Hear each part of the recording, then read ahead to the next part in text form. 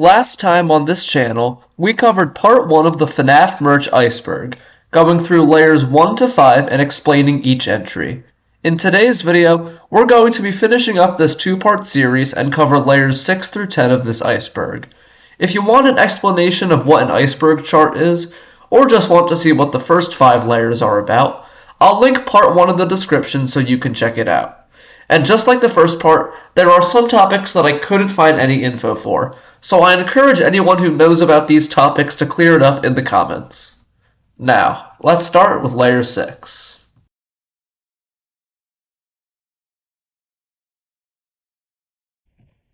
Purple Shadow Freddy Mini. This entry refers to Funko's Shadow Freddy Mystery Mini, which had a crucial error where he was colored black instead of purple. Funnily enough, it seems like Funko switched around the colors of Shadow Freddy and Shadow Bonnie for their mystery minis, as Shadow Bonnie's mini is purple instead of black. As far as I know, it seems like Funko never fixed their mistake with Shadow Freddy, which sucks because they actually did fix it for Shadow Bonnie. However, there are still several customs of a purple mystery mini of Shadow Freddy. Pint-size Heroes exclusives. Pint-size Heroes are a line of Funko toys that have big heads and really small bodies. Yeah, they're essentially the same thing as mystery minis. Anyways, several of the FNaF figures in this line are exclusive to different stores, such as Target and GameStop. With that being said, here's every single exclusive figure from this line of toys, because, well, that's what this entry is about. Toy Freddy, Toy Bonnie, Shadow Freddy, Shadow Bonnie, Phantom Foxy, Nightmare Foxy, and the Silver Endoskeleton Foxy. Animatronic Freddy. This entry could honestly be referring to several things. It could be referring to the movie version of Freddy, that one Funko product with the glowing red eyes, or just some fan-made animatronic that someone made.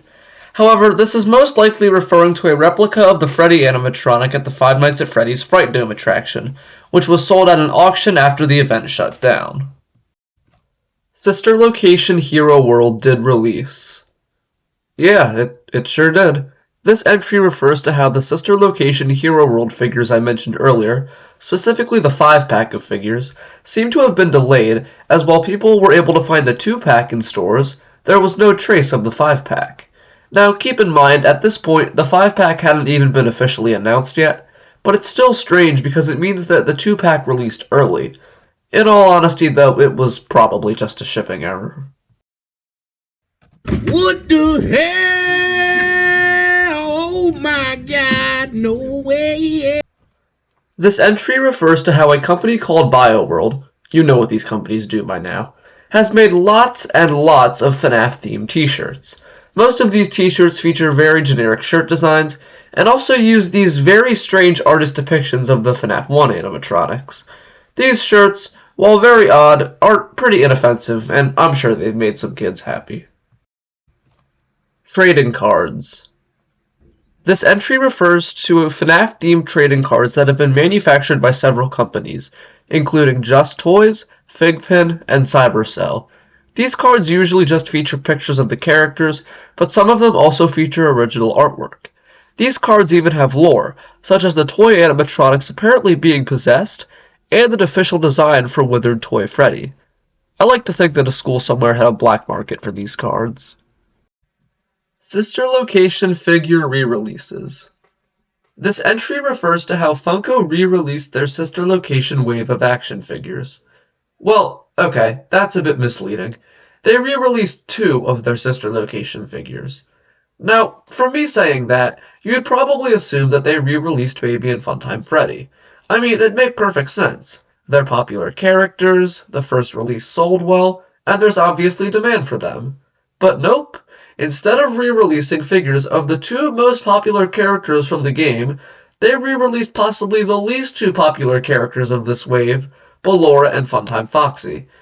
I mean, these re-releases were good, and they were obviously better than the originals, but I don't think I need to explain why this makes 0 sense from a marketing perspective. At least Funko bothered to re-release the figures anyway. San Diego Comic-Con Beta Graphic Novels. This entry refers to a beta/prototype version of the Silver Eyes graphic novel, which was shown off at San Diego Comic-Con. I don't have any pictures of this, but I distinctly remember someone posting a picture of this graphic novel, and it seemed like the only difference between this and the final version was the coloring. I hope someone can find the image I'm talking about, because I swear this existed at some point, but sadly I couldn't find it anywhere. Wave 2 figures re-released. This entry refers to the fact that Funko re-released their second wave of FNaF action figures. Yeah, nothing special. Re-release Pizzeria Simulator Mystery Mini differences. I'm pretty sure this entry refers to the glow-in-the-dark versions of the Freddy Fazbear's Pizzeria Simulator Mystery Minis, which featured lighter colors than the original figures, but that's honestly all I could find. As far as I know, the regular versions of these minis were never re-released. Latex Masks. This entry refers to a set of FNaF-themed latex masks that look like the FNaF 1 animatronics. These were obviously designed to be worn on your head, and the set only included Freddy and Chica as far as I know. These were also produced by Sanchi. Rockstar Freddy stuck on a school building roof. Okay, this is an interesting one. So, this refers to a CNN broadcast that featured the story of a kindergartner who got his Rockstar Freddy plush thrown onto the roof of a school by a first grader. Then the fire department had to get it off the roof. The whole thing is also narrated by this guy, and this is seen as kind of a funny piece of history throughout the community. Here's the full broadcast, in case you were curious. Rescue of Rockstar Freddy. Of course it's worth 10 out of 10. Rockstar Freddy is a teddy. It belongs to a kindergartner in Florida, but for some reason, a first grader threw it onto the roof of the school, and the teddy bear's owner was crushed.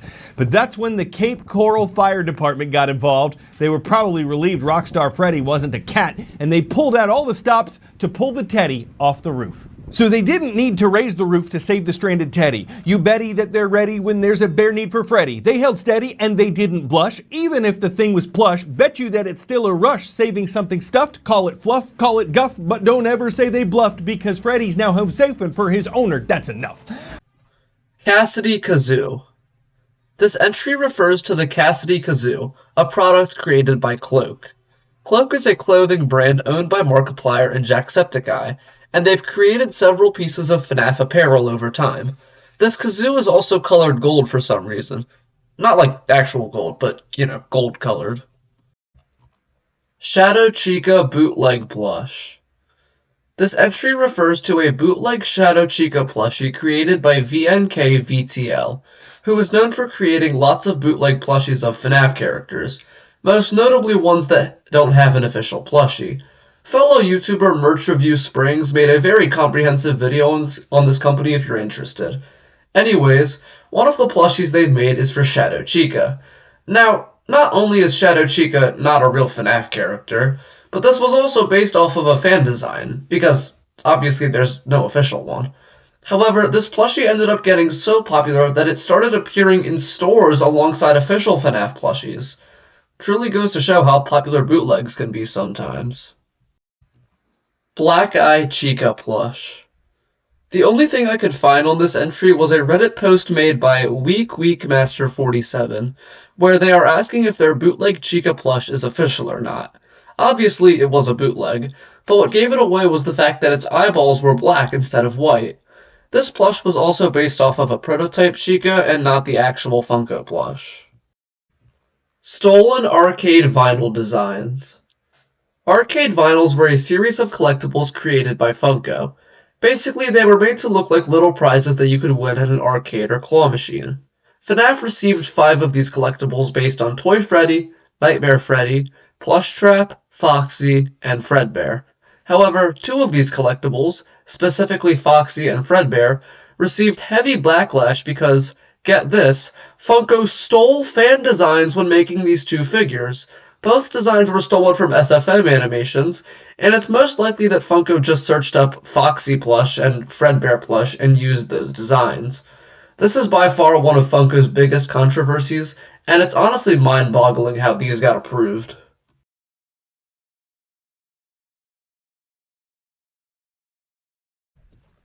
Black Tear Crying Child. This entry refers to a version of the Crying Child Mystery Mini that had black tears instead of blue tears. Strangely enough, This version of the Mystery Mini only appeared in advertisements, which means that Funko changed the design before release despite the tiers being black in the actual game. Makes you wonder if this was done to be more realistic, or if it was just another Funko blunder. Exclusive plush box toppers. Yeah, I got nothing for this one. I'm assuming the exclusive plushies of one wave of the waves got their own box toppers? I don't know. Comment if you know anything about this. NECA has made FNaF merch. NECA is literally just a lesser known Funko. Anyways, this company has several FNaF products, such as scalers, which are these little figures that are holding onto a rope. There are scalers for Freddy, Bonnie, Chica, and Foxy, though there are plenty based off of non-FNaF characters. They also have a Freddy Fazbear lunchbox and water bottle, as well as this plushie of Freddy's head. However, NECA's most infamous piece of FNaF merch is this life-size Freddy figure made of foam. This guy stands at 4 feet tall and is being sold online for anything between $380 and $500. To be fair, these products are kind of old, but geez, man. Withered Bonnie plush leak. This entry refers to a fan-made Withered Bonnie plushie that was shared around online and passed off as a leak of an official Funko Withered Bonnie plushie. This leak actually looks pretty convincing in my opinion, as it really encapsulates that Funko energy. It even has the official FNaF Funko tag. The leaked picture was also said to be a prototype, which only makes this more convincing in my opinion. Overall, while not as convincing as the fake Bon Bon plush, I can definitely see how this fooled people. Twisted Ones plush prototypes. This entry refers to a picture posted on the FNaF subreddit by Super Warnio Bros. This was, from what I can tell, one of the earliest pictures that showed off these plushies. However, a lot of people thought and hoped that these were prototypes, because the plushies looked extremely ugly. Unfortunately, they weren't prototypes, and the plushies were actually just that ugly. The Twisted Ones is commonly seen as Funko's worst FNaF plushies, and I think this picture does a pretty good job of showing that. Red Bowtie Golden Freddy. Sadly, I couldn't find any information for this entry, though if I had to guess, this was probably an error on a plush or figure or something. Moving on. Blue-Eyed Chica plush. This entry is weird to me because both the Toy Chica and Glamrock Chica plushies have blue eyes, because, well, that's their eye color. However, because this entry only refers to a Chica plush and not a variant, it seems like this was probably an error on a Sanchier Funko plush. I couldn't find pictures of this though, as all the classic Chica plushies I saw had purple eyes, due to that being classic Chica's eye color. Candy tins. This entry refers to 4 FNaF-themed candy tins created by Funko. These tins had designs of Freddy, Bonnie, Foxy, and Mr. Cupcake, and were never actually released anywhere online or in stores. They do seem like pretty useless pieces of merchandise, so I can see why they were cut.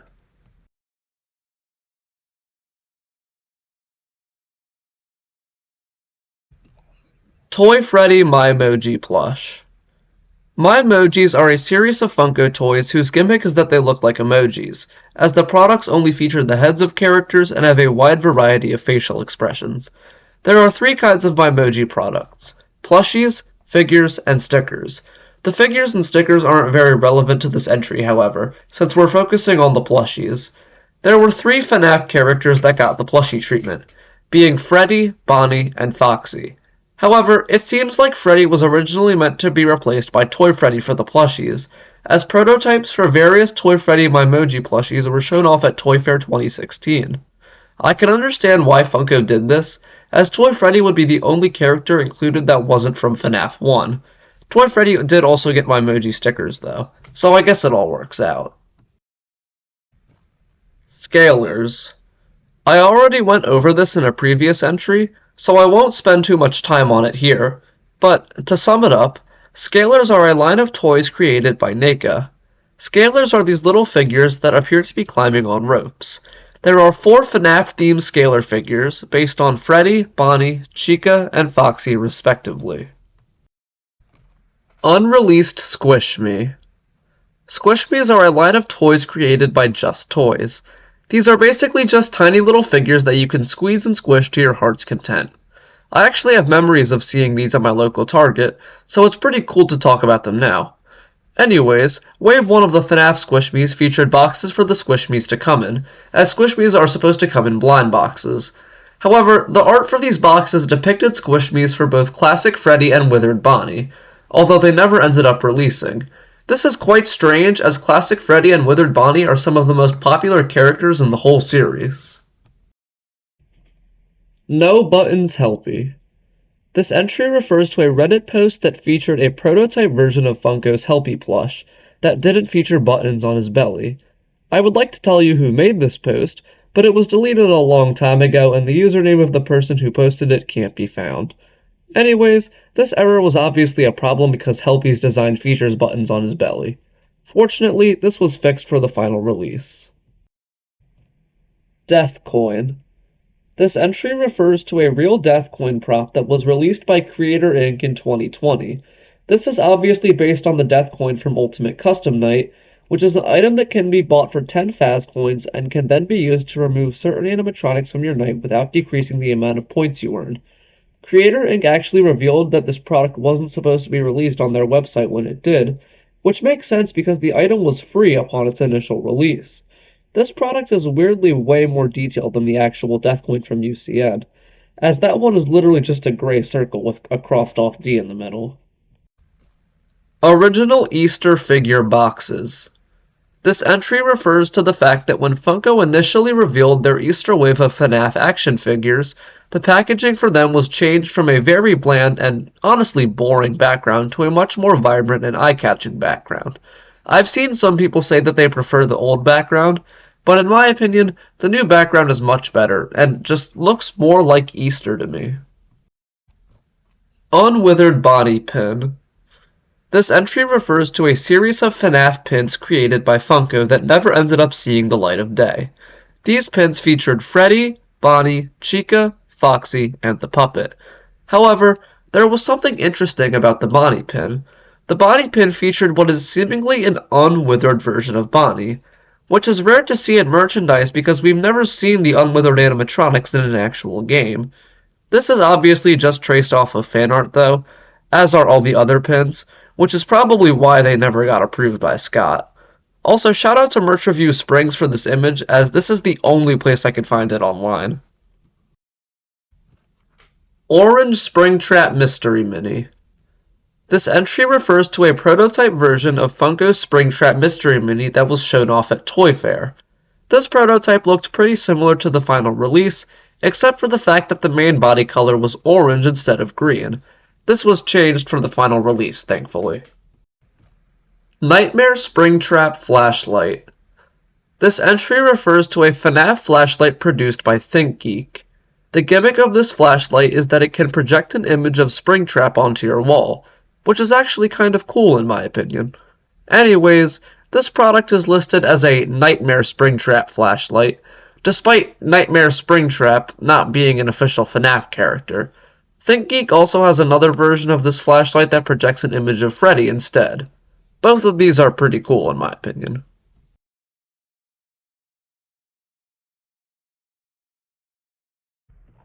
Withered merch release date. I've already mentioned this in the video, but the Withereds are the most requested characters for Funko to make. However, we don't know when or if these products will ever be released. But hey, at least we know we'll get more tie-dye waves. Limited Edition Funtime Freddy Poster. This entry refers to a Funtime Freddy poster that was apparently limited edition. I wouldn't know, because I wasn't able to find any details about this poster, besides the fact that it exists. Games Springtrap to the Moon. Yeah, I literally have nothing for this entry. I don't even know what this means. Like, did Funko send a Springtrap action figure to the moon once? I have no clue. Puppet Steve works at Funko. Yeah, the title of this entry is just blatant misinformation. Puppet Steve, who is a YouTuber that makes videos reviewing various pieces of licensed merchandise, has a contact that works at Funko, but he himself only does YouTube. I can understand why someone would think this, though. And with that, part 2 of the complete FNaF merch Iceberg is finished. I really hope you guys enjoyed this video and part 1 as well, because both took me a long time to make. I'm sure you guys have noticed more of a gap in my upload schedule, and that's just because of these videos. Although I am really proud of how they've turned out, and I do certainly think all the extra time and effort I've put in is worth it. Don't worry though, if you're a fan of shorter videos of mine, I have more of those along the way, I promise. I wanted to kind of take a break from that for a bit to make a bit of a longer video because I love Iceberg content and I wanted to try my hand at it myself.